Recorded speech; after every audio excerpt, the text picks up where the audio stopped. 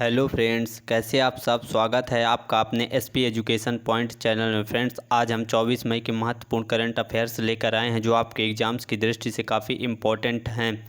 इससे पहले session start करें, आपके लिए मोटिवेशनल कोड है कि अगर अलग दिखना है दुनिया की इस भीड़ में, वो कर दिखाओ जो हाथों की लकीरों में लिखा ही नहीं है। वो कर दिखाओ जो हाथों की लकीर में लिखा ही नहीं है। इसी मोटिवेशनल कोट के साथ अपने सेशन की शुरुआत करेंगे। फ्रेंड्स, इससे पहले आप हमारे चैनल को सब्सक्राइब कर लें, वीडियो को लाइक करें और ज़्यादा से ज़्यादा लोगों तक यह वीडियो को ज़रूर शेयर करें। फ्रेंड्स, ऐसे क्वेश्चन लिए गए जो आपके एग्ज़ाम्स में सीधे तौर पर करंट अफेयर्स में दिखाई देंगे और हूबहू क्वेश्चन भी आपको काफ़ी मिलेंगे। ठीक है, तो इसी के साथ स्टार्ट करते हैं अपना सेशन।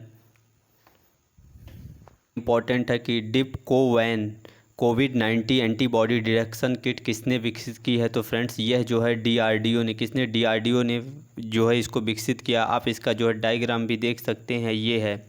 ठीक है, और इसको डीआरडीओ ने विकसित किया है।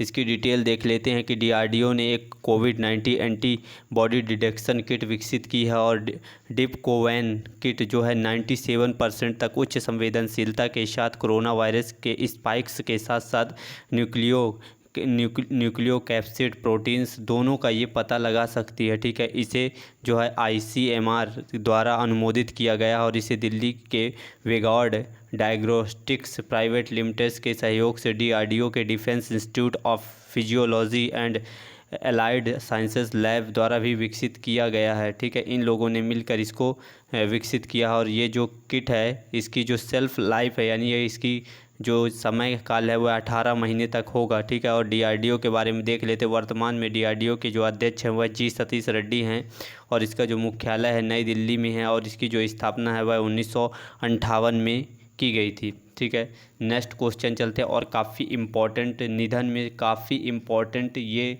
क्वेश्चन रहेगा क्योंकि इनसे रिलेटेड पिछले एग्जामों में भी क्वेश्चन आते ही रहे हैं और इनका निधन हो गया, इसलिए यह क्वेश्चन काफ़ी इम्पोर्टेंट हो जाता है कि पर्यावरणविद सुंदरलाल बहुगुणा का निधन हो गया। इनका संबंध किस आंदोलन से है। तो यह काफ़ी फेमस पर्सनालिटी रहे हैं और इनका संबंध जो है चिपको आंदोलन से रहा है। ठीक है, चिपको आंदोलन से रहा। डिटेल देख लेते हैं कि प्रसिद्ध पर्यावरणविद और गांधीवादी सुंदरलाल बहुगुणा का निधन हो गया। इनका संबंध किससे? चिपको आंदोलन से था। ठीक है, चिपको आंदोलन से था और बहुगुणा ने स्थानीय महिलाओं के साथ मिलकर के 70 के दशक में पारिस्थितिकी रूप से संवेदनशील क्षेत्रों में पेड़ों की जो कटाई है उसको रोकने के लिए आंदोलन चलाया था। ठीक है फ्रेंड्स, इन्होंने उत्तराखंड के क्षेत्र में जो है जब पेड़ों की कटाई हो रही थी तो ये इसका नेतृत्व आंदोलन का कर रहे थे और गाँव की जो महिलाएँ थी वह पेड़ों से लिपट गई थी और जिसके कारण इसका नाम चिपको आंदोलन पड़ा था ताकि इसको पेड़ को काटने से बचाया जा सके। इस आंदोलन की सफलता ने पारिस्थितिकी रूप से संवेदनशील वन भूमि में पेड़ों की कटाई पर प्रतिबंध लगाने के लिए क्या कानून भी बनाने पड़े थे और इन्होंने एक नारा दिया था। क्या उन्होंने चिपको नारा दिया भी जो कि पारिस्थितिकी स्थायी अर्थव्यवस्था। ये काफ़ी इम्पोर्टेंट है। उन्होंने साफ साफ ये नारा दिया था कि जो पारिस्थितिकी है वह क्या है? स्थायी अर्थव्यवस्था है। ठीक है, और ये जो आंदोलन हुआ था वह कब हुआ था? तो वह 1974 में। कब हुआ था? 1974 में यह आंदोलन चिपको आंदोलन चलाया गया था। ठीक है, 80 के दशक में हिमालय में बड़े बांधों के निर्माण के खिलाफ इन्होंने जो है नेतृत्व किया था और टिरही बांध का जो निर्माण है इसके निर्माण में इन्होंने घोर विरोध किया था कि इसका निर्माण ना किया जाए। ठीक है, नेक्स्ट क्वेश्चन है। ये क्वेश्चन यूपीपीसीएस एमपीपीसीएस यानी किसी न किसी एग्ज़ाम्स में, एसएससी रेलवे में किसी न किसी एग्ज़ाम में आपको ज़रूर देखने को मिलेगा। कोविड-19 से जितने भी संबंधित ऐप, पोर्टल, अभियान लॉन्च किए जा रहे हैं वो काफ़ी इम्पॉर्टेंट है। जैसे ये कि हिट कोविड ऐप, कौन सा हिट कोविड ऐप किस राज्य सरकार ने लॉन्च किया है? तो जो हिट कोविड ऐप है यह बिहार राज्य ने लॉन्च किया है। डिटेल देख लेते हैं कि बिहार सरकार ने उन कोविड-19 रोगियों की नियमित निगरानी और ट्रैकिंग सुनिश्चित करने के लिए हिट कोविड ऐप, कौन सा हिट कोविड ऐप लॉन्च किया है। यहाँ हिट का यहाँ पर मतलब क्या है कि होम आइसोलेशन ट्रैक। ठीक है, हिट का मतलब है home isolation track full form भी पूछा जा सकता है, ठीक है। स्वास्थ्य कार्यकर्ता प्रतिदिन घर पर मरीजों का दौरा करेंगे और उनका तापमान, ऑक्सीजन स्तर मापने के बाद ऐप में डेटा फीड करेंगे और इन आंकड़ों में जिला स्तर पर निगरानी भी की जाएगी, ठीक है। यदि ऑक्सीजन का लेवल 94 से नीचे है तो रोगी को उचित उपचार के लिए नज़दीकी समर्पित कोविड-19 स्वास्थ्य केंद्रों में भी स्थापित किया जाएगा, ठीक है। यानी कि वहाँ स्थानांतरित कर दिया जाएगा ताकि वहाँ उसका उचित उपचार हो सके, ठीक है। तो फ्रेंड्स, ये जो इस प्रकार के ऐप और अभियान है, ये ज़रूर आप याद रखें कि किस राज्य ने या किस देश ने, अलग अलग देश के भी हो सकते हैं, तो ये ज़रूर आप ध्यान रखें। क्या इससे रिलेटेड क्वेश्चन इस एग्ज़ाम में, जो आने वाले एग्ज़ाम में ज़रूर से ज़रूर आपको देखने को मिलेंगे, ठीक है। नेक्स्ट क्वेश्चन है कि अंतर्राष्ट्रीय हॉकी महासंघ एथलीट समिति के सदस्य के रूप में किसे नियुक्त किया गया है, तो वह कौन है? वे हैं PR श्रीजेश। कौन है? PR श्रीजेश को अंतर्राष्ट्रीय हॉकी महासंघ के एथलीट समिति में सदस्य के रूप में नामित किया गया है, ठीक है। डिटेल देख लेते हैं कि इंडिया हॉकी टीम के गोलकीपर PR श्रीजेश को अंतर्राष्ट्रीय हॉकी महासंघ एथलीट समिति के सदस्य के रूप में फिर से नियुक्त किया गया। यानी इससे पहले भी वे कब सदस्य थे? वह 2017 में भी सदस्य रह चुके हैं। इनको दोबारा नियुक्त किया गया है। ईबी ने एथलीट समिति के लिए चार सदस्यों की नियुक्ति की है, जिसमें से एक कौन है? PR श्रीजेश हैं। और भी नाम देख लेते हैं। और दूसरे हैं मार्लेना रायबच्चा, तीसरे हैं मोहम्मद मी और चौथे हैं मैट स्वान। इस समिति में 4 सदस्य ये नियुक्त किए गए हैं, ठीक है। एफ यानी कि अंतर्राष्ट्रीय हॉकी महासंघ नियम समिति के नए अध्यक्ष कौन बने हैं? वह स्टीव हॉर्गन। कौन है? स्टीव हॉर्गन इसके अध्यक्ष बनाए गए हैं। वो कहाँ के हैं? USA के हैं और डेविड कोलियर की जगह लेंगे। ये लाइन ज़रूर इम्पोर्टेंट है, आप इसको ज़रूर याद रखें कि अंतर्राष्ट्रीय हॉकी महासंघ का अध्यक्ष किसे नियुक्त किया गया है? स्टीव हॉर्गन्स। और वह किसकी जगह लिए हैं? तो वह डेविड कोलियर की जगह लिए हैं, ठीक है। और अंतर्राष्ट्रीय हॉकी महासंघ के बारे में देख लेते हैं। इसका जो मुख्यालय कहाँ है? लुसाने स्विट्ज़रलैंड में इसका मुख्यालय है और यह 7 जनवरी 1924 पेरिस फ्रांस में इसकी स्थापना की गई थी, ठीक है। इसके वर्तमान CEO कौन है? Theory Weil. कौन है? थियरी वेइल हैं। नेक्स्ट क्वेश्चन पर चलते हैं और काफ़ी इम्पोर्टेंट, साल का सबसे महत्वपूर्ण क्वेश्चन। फ्रेंड्स, महीने का नहीं बल्कि साल का सबसे महत्वपूर्ण क्वेश्चन ये होगा, ठीक है, कि प्रतिवर्ष अंतर्राष्ट्रीय जैव विविधता दिवस कब मनाया जाता है? तो यह प्रत्येक वर्ष 22 मई को, कब? 22 मई को मनाया जाता है, ठीक है। फ्रेंड, इसकी डिटेल देख लेते हैं कि संयुक्त राष्ट्र हर साल 22 मई को कौन मनाता है? संयुक्त राष्ट्र संघ कब 22 मई को प्रतिवर्ष जैव विविधता दिवस यानी कि international day of biological diversity मनाया जाता है, ठीक है। जैव विविधता में पेड़, पौधे, जानवर और सूक्ष्म जीवों की एक विस्तृत जो है विविधता शामिल की जाती है, ठीक है, जिसमें प्रत्येक जाति के भीतर आनुवंशिकता अंतर शामिल होता है और उदाहरण के लिए फसलों की किस्में, पशुओं की नस्लें आदि। और सबसे इम्पॉर्टेंट, आज के इस क्वेश्चन का सबसे इम्पॉर्टेंट पार्ट है कि 2021 की थीम क्या है जैव विविधता दिवस की? तो क्या है? हम समाधान का हिस्सा हैं। क्या है? हम समाधान का हिस्सा हैं, यानी we are part of the solution. इसका जो है इस 2021 की थीम है। फ्रेंड्स, ये जो 22 है, 22 का आंकड़ा ज़रूर आप ध्यान रखें। 22 का आंकड़ा क्या है कि 22 का आंकड़ा यानी कि 22 जो मार्च है, 22 मार्च को कौन सा दिवस मनाया जाता है? जल दिवस, ठीक है। फिर 22 अप्रैल को कौन सा दिवस मनाया जाता है? तो 22 अप्रैल को आप पृथ्वी दिवस मनाते हैं। और 22 मई को कौन सा दिवस मनाते हैं? तो जैव विविधता दिवस 22 मई को मनाया जाता है। ये 22 मई के आंकड़े को आप ज़रूर ध्यान रखें और ये तीनों ही काफ़ी इंपॉर्टेंट है, जो एग्ज़ाम में पूछे ही जाते हैं, ठीक है।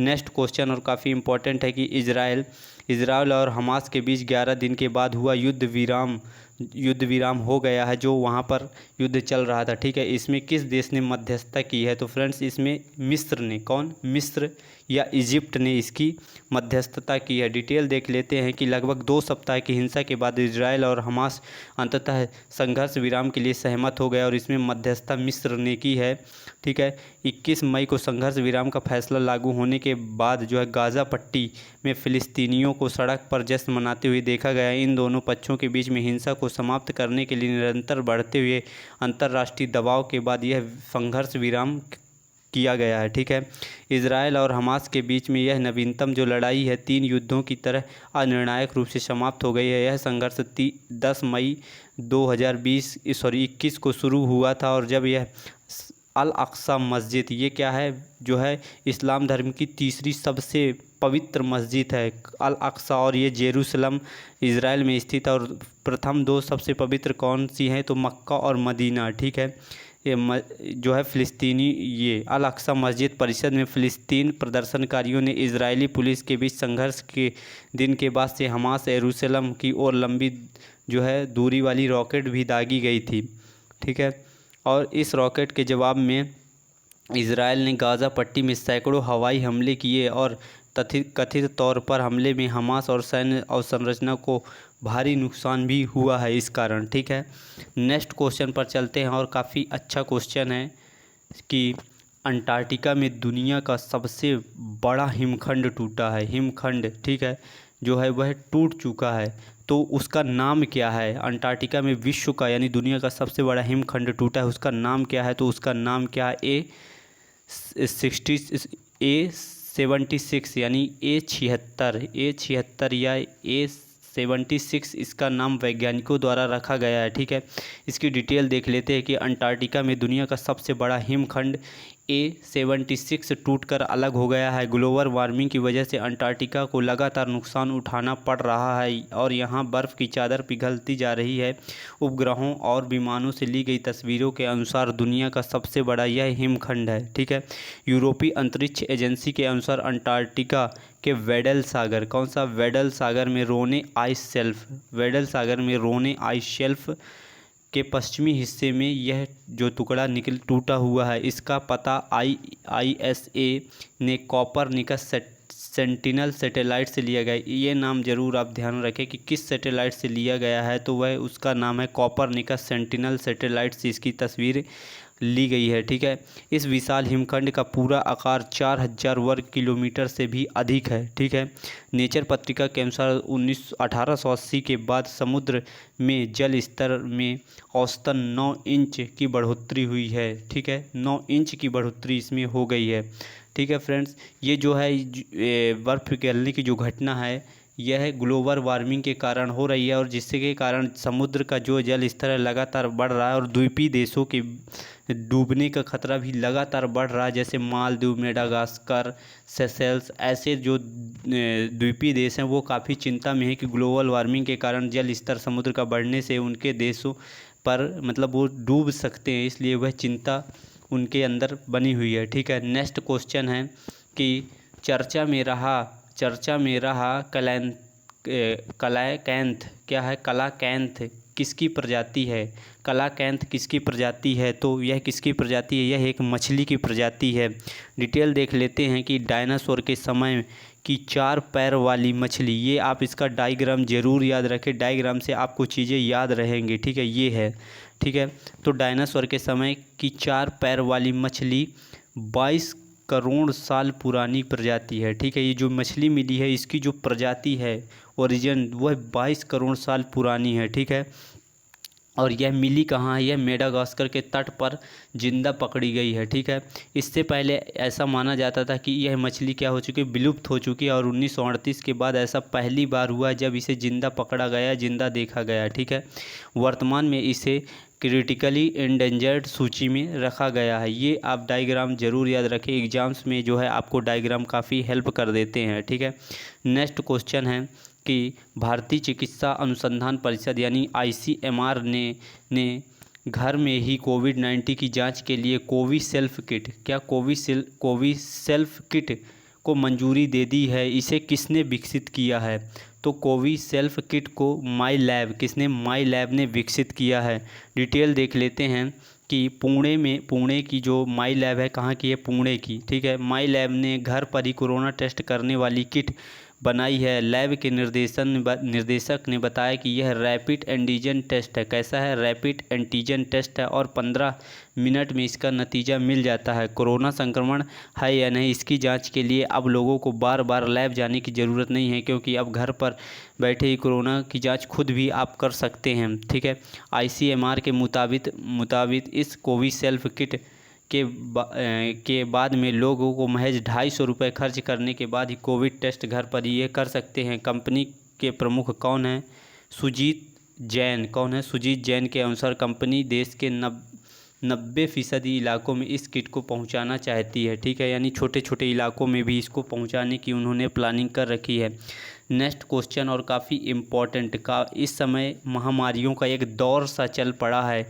कभी कोरोना के बाद जैसे ही थोड़ा हल्का उसकी लहर कम हुई तो आपने देखा कि जो ब्लैक फंगस है उसका कहर आने लगा था, और ब्लैक फंगस के बाद अब वाइट फंगस का कहर भी देखने को इसके कई मरीजों सामने आए हैं। तो चर्चा में रहा वाइट फंगस का वैज्ञानिक नाम क्या है। ये तो सामान्य नाम है जिसे हम जो है जानते हैं, जैसे कि हम ब्लैक फंगस को म्यूकर माइकोसिस के सामान्य नाम उसका क्या था? ब्लैक फंगस, लेकिन उसका जो वैज्ञानिक नाम था वह क्या था? Mucor mycosis. इसी प्रकार वाइट फंगस का वैज्ञानिक नाम क्या होगा?